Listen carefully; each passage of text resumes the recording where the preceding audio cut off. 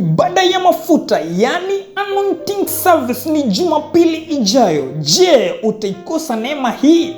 Maana laana, kitovu cha familia na vitu vyote vinavyorudisha maisha yako nyuma vitakatika. Yani vizuizi vinavyopigana na maisha yako lazima viachilie. Jumapili hii mtumishi wa Mungu Bishop Alphonse wa kanisa la The True Way Deliverance Ministry atakuwa tayari kukuhudumia wewe mtu wa Mungu.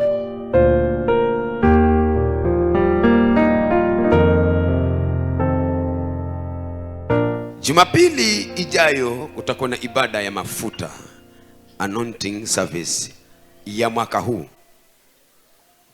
Itafuatana na ibada ya kuondoa laana za kifamilia.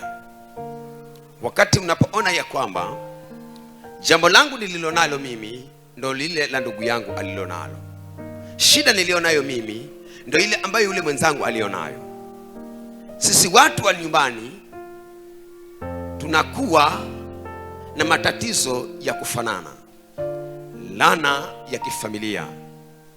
Kwa Jumapili ibada hiyo ya anointing iondoe zile laana zote ili mwaka huu utembee vizuri.